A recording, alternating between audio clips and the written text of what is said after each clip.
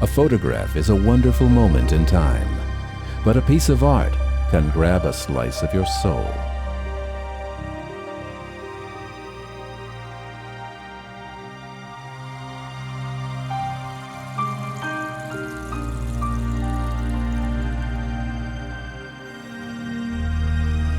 In this train of life, people come and go.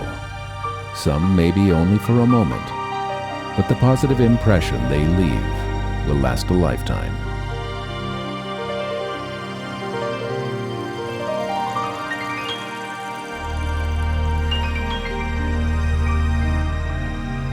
This is the story. Corinne Hartley.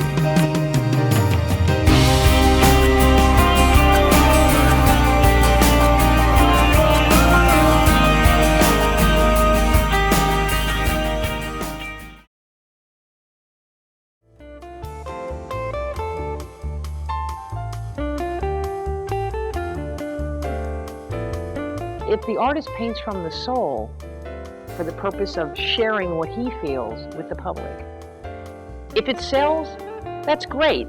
The true artist doesn't paint to sell. The true artist paints for himself.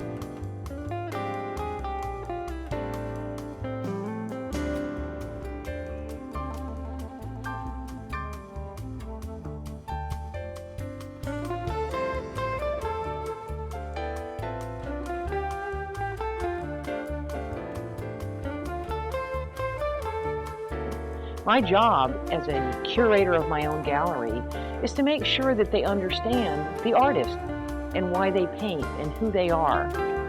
If it calls to them and they feel the love, they have to feel it. It's that first impact when a person looks at a piece of art and it makes them happy.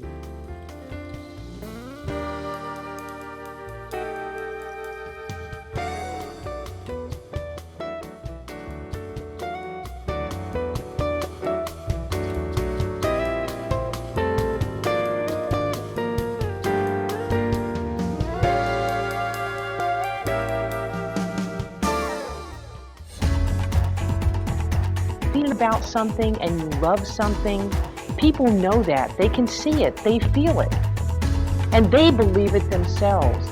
You know, everyone needs someone to idolize and someone to make them feel better.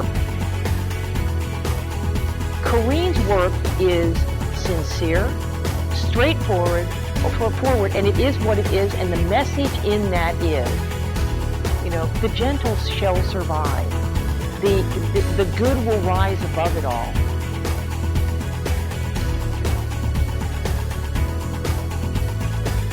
We've had people come in and actually cry when they see some of her work. So it's just so wonderful to know that this woman, in all of her 60 plus years of painting, still continues to touch the hearts and the souls of all those that view her paintings.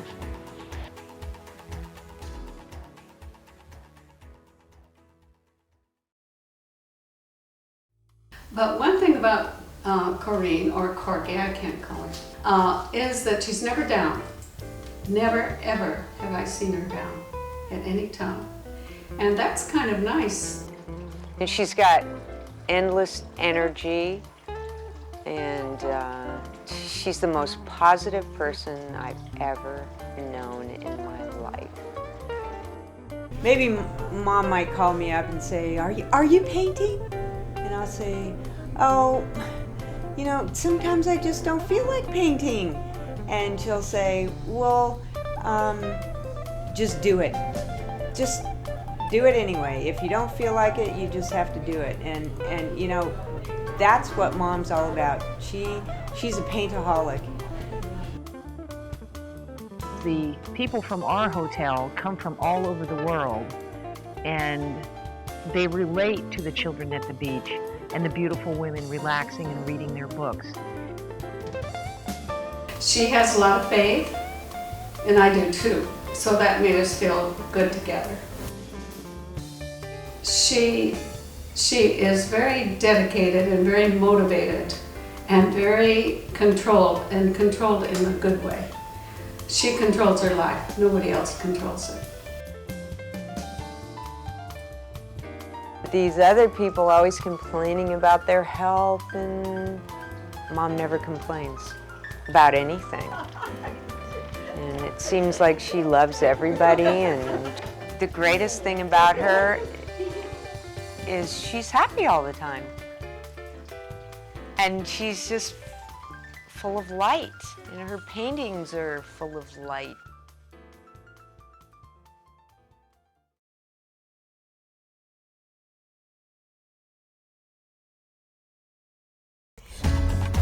After graduating from high school in 1942, I went directly into Chouinard Art Institute in Los Angeles. On finishing in 1944, I went to work at an advertising agency where I stayed for a year and a half, then briefly to the May Company, and finally to Bullock's Downtown Department Store, where I remained as a freelance artist for 30 years. I was able to bring my artwork home, so I was never a staff artist, which was fantastic. I didn't have to be there all day. As a fashion illustrator, I sketched all of their children's and teenagers' ads and some of their women's fashion, all appearing daily in the LA Times newspaper. Most of the ads had several figures in them and needed to be returned the next day. To backtrack a bit, about my personal life, I married my high school sweetheart, Tom West. We raised 3 great kids together. My fashion illustration was always on a freelance basis, so I worked at home and was able to be with my kids as well. When I took the ads back to the store, my mother stayed with my children. Sometimes I would take my young ones with me to Bullock's. I'd park the car across the street and told my kids to grab my skirt, which was long and full. I said to hold on tight because I had my arms filled with my ad and all the merchandise and wasn't able to hold their hands. So off we go across the street, I walking and they running. When I would do women's fashions, I never used a model, but I would need to see the clothes on a figure. So I put the clothes on myself. Stood in front of the mirror, posed as the layout indicated, and sketched myself in each garment. For the children's figures, I drew from photos of different kids from my files, very extensive file. Sometimes I used my own kids if they were the right ages, but they never liked to pose for me. It was necessary for me to know the correct anatomy of each child at each age, infants to teens, and how each age and size related to each other. I also needed to know how they looked in the clothes from Bullock's. During this time, I was also painting children for a local gallery, doing many commissioned portraits. The portraits started at my children's grade school fair. They asked me to sit in a booth and draw charcoal pencil portraits of the kids for $1. The lines started forming. And the next year, it was $2, then $3, then $5. The local gallery picked up on it, and they were charging $10. And then $15. I sketched each one in about 10 minutes. I've always been able to capture a likeness. Even as a child, I remember sitting on the floor and sketching constantly, but I also sketched my friends in school.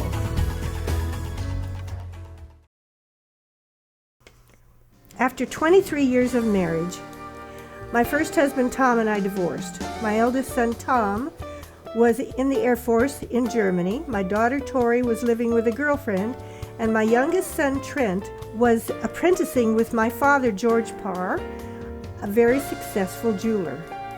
During my time alone, I joined an acting class, just for fun, which is where I met my next husband, Corinne Hartley.